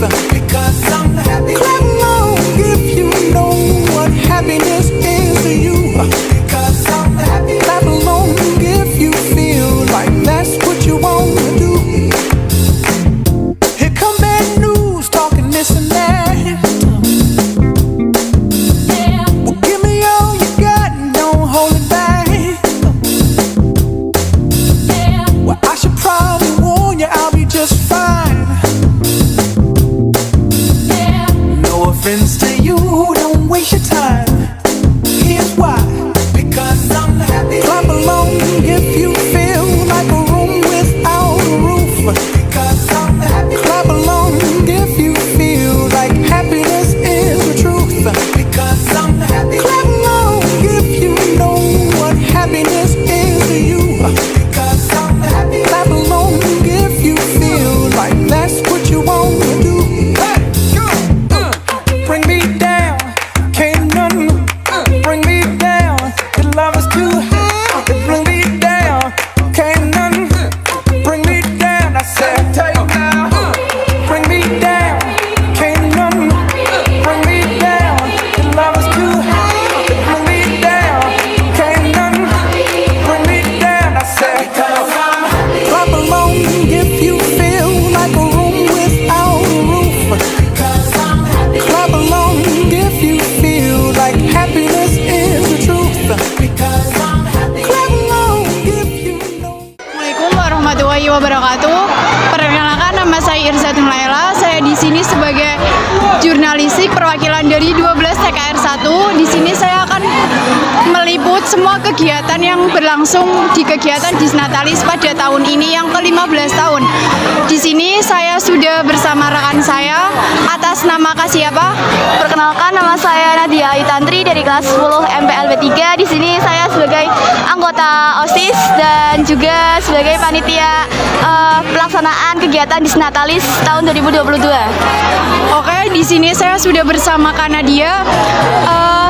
Saya akan mengajukan beberapa pertanyaan untuk Kak Nadia seputar kegiatan apa saja sih yang akan dilaksanakan selama kegiatan Disnatalis. Buat untuk kegiatan pelaksanaan Disnatalis ada banyak kegiatan ya, termasuknya itu ada lomba-lomba seperti lomba sarung air, terus ada tarik tambang juga, terus juga ada banyak lah, terus juga kita mengadakan bazar, terus ada nanti juga akan ada penampilan P5, terus juga ada penampilan band dari luar mungkin, dan pastinya kita juga ada dopresnya juga ya. Oke, pasti kegiatannya sangat amat seru untuk diikuti ya. Ya. Selanjutnya, saja sih yang terlibat pada saat kegiatan Disnatalis? Pastinya yang terlibat dalam kegiatan pelaksanaan Disnatalis yaitu siswa-siswi SMK Negeri 1 Petarukan, terus juga Bapak Ibu guru SMK Negeri 1 Petarukan, OSIS, Pramuka, PKS, terus juga semua ekstrakurikuler yang ada di SMK Negeri 1 Petarukan juga ikut serta ikut berkontribusi untuk menjalankan kegiatan pelaksanaan Disnatalis. Tentunya kegiatan Disnatalis pasti akan diikuti oleh semua guru dan stafnya serta semua siswa-siswinya. Selanjutnya, mengapa sih kegiatan Disnatalis itu penting untuk dilaksanakan? Karena menurut saya kegiatan Disnatalis itu sangat seru ya tentunya dan juga mengesankan buat kita semua. Kalau kita mengadakan Disnatalis itu mungkin untuk menjadi kenangan buat kita nanti ketika kita udah lulus dari SMK Negeri 1 Petarukan.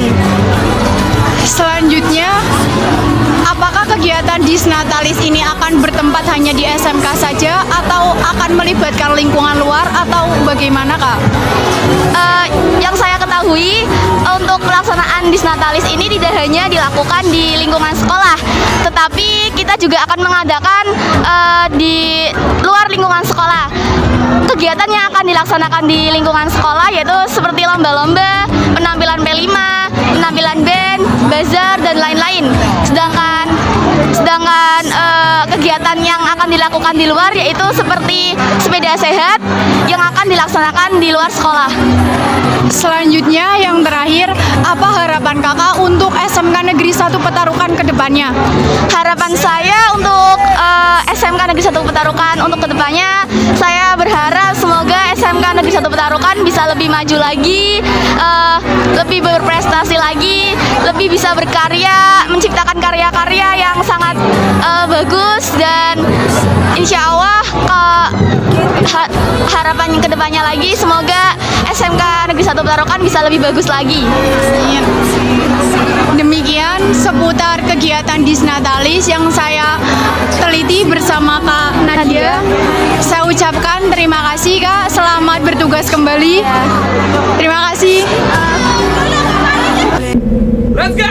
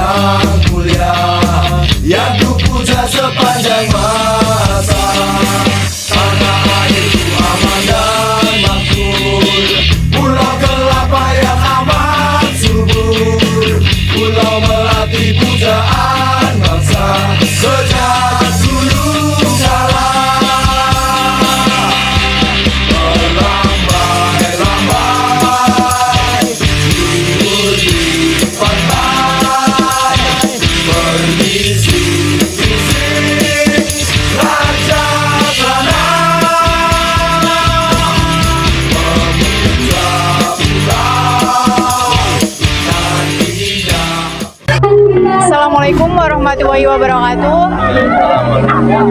Untuk selanjutnya di sini saya bersama Bapak Dilaksono selaku Wakasih Siswaan. Menurut tanggapan Bapak, apa sih harapannya untuk SMK Negeri 1 Petarukan ke depannya? Terima kasih. Harapan saya khususnya untuk umum di menanggapi tentang akademis supaya lebih kesini untuk akademisnya lebih baik lagi. Untuk prestasi olahraganya kalau bisa ditingkatkan kembali. Kemarin tahun-tahun kemarin sudah lumayan bagus. Mudah-mudahan bisa menjuarai juara umum di Popda Kabupaten. Selanjutnya, apa saja sih Pak acara yang ada di Satnalis kegiatan pada hari ini? Untuk Desnatalis tahun ini berbeda dengan Desnatalis tahun-tahun sebelumnya. Kalau sebelumnya kita paling hanya ada 1 hari, 2 hari, sekarang 3 hari, bahkan tadinya 4 hari. Tapi ternyata 4 hari yang terakhir itu hari Jumat, jadi waktunya mepet. Insya Allah hari Jumatnya nanti untuk senam bersama nanti. Jadi 1 hari pertama, yaitu hari ini. Pertama ada koreografi dari yang dimandekani kelas 12.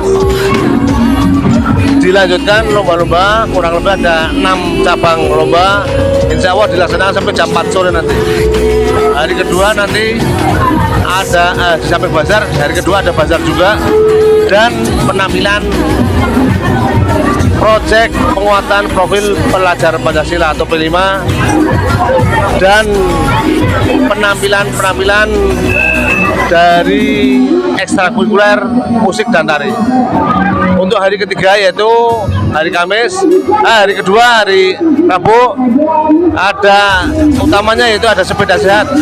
Dilanjutkan yang tadi saya katakan tadi ada penampilan P5 dan ekstrakurikuler. Yang hari terakhir yaitu penampilan seluruh ekstrakurikuler yang ada di SMK Negeri 1 Petarukan ditambah P5 yang kemarin belum tampil. Dilanjutkan pemotongan tumpeng. Setelah itu istirahat, break. Dilanjutkan penampilan dari bintang tamu dari luar dan ditutup nanti sekitar jam 4 sore. Selanjutnya, apa saja sih Pak siapa saja yang terlibat dalam kegiatan Disnatalis tahun ini? Ya. Yang pertama yaitu stakeholder yang ada di SMK Negeri 1 Petarukan. Pertama penanggung jawab Bapak Kepala Sekolah, ketua saya sendiri, dan jajaran ke bawah, jajaran kesiswaan dibantu dengan jurusan. Itu saja. Apakah kegiatan Disnatalis tahun ini akan berada acaranya hanya di SMK saja atau nanti akan keluar, Pak? Pandangan kami sementara ini di sini saja dulu, karena kita tahu tahun ini pun COVID sudah naik lagi, jadi dengan adanya diadakan 3 hari saja sudah alhamdulillah bersyukur. Mudah-mudahan kedepannya ya nanti bisa mungkin berkolaborasi atau bisa keluar mudah-mudahan. Baik Pak, terima kasih atas info mengenai kegiatan Disnatalis pada tahun ini. Sekian dari saya, kurang lebihnya mohon maaf. Wassalamualaikum warahmatullahi wabarakatuh. Jadi nomor yang beruntung adalah dengarkan. Berapa pacarnya? 4, 3.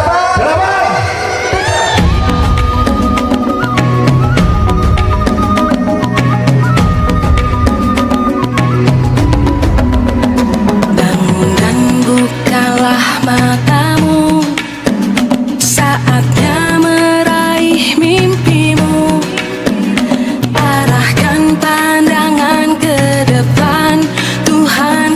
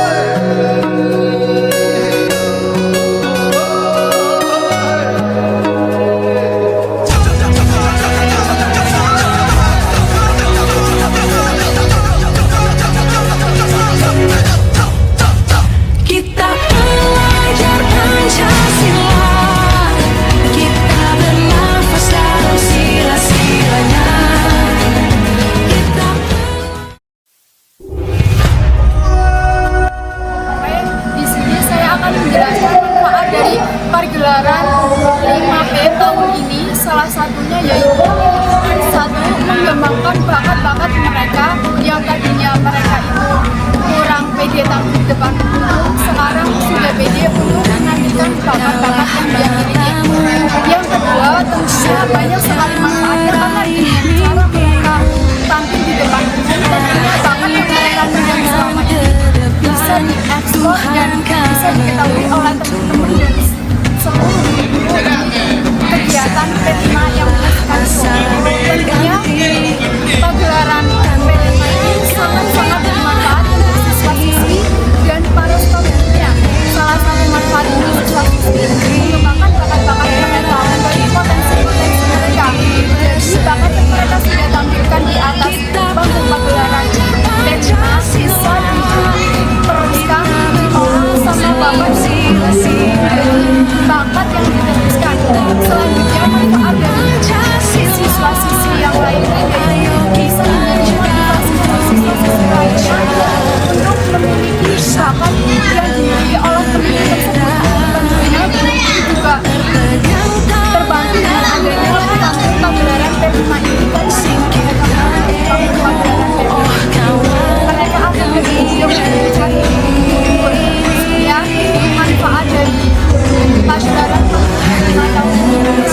Ya, saya mohon maaf. Wassalamualaikum warahmatullahi wabarakatuh. Karakter itu kita berjuang dan harus berani. Kita terus torehkan prestasi.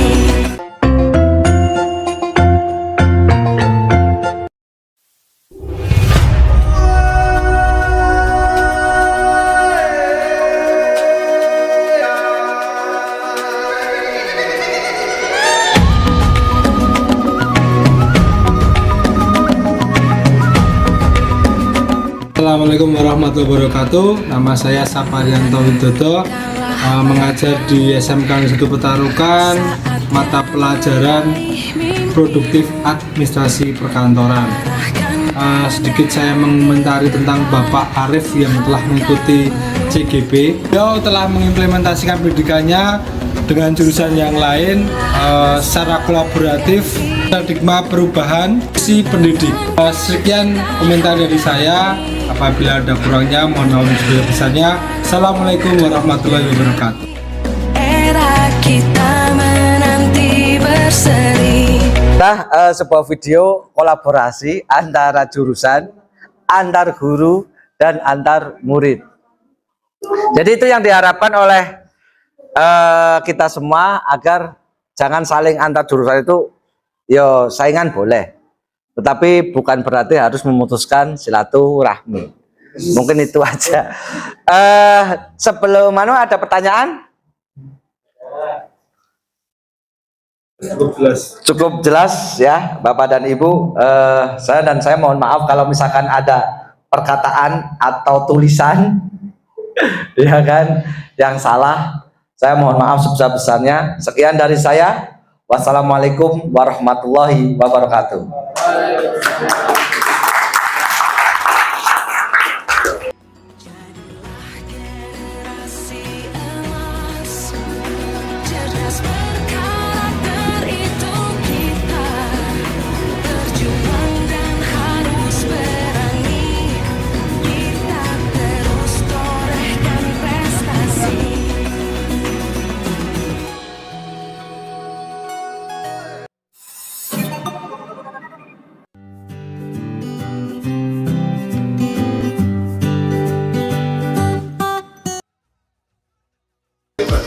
And you know we don't give up. It's not your birthday, you're funny. Bottle full of bug, mama, I'm not what you need. If you need to fill up. To make those rainbows in my mind. When I think of you sometime, I wanna spend some time with you.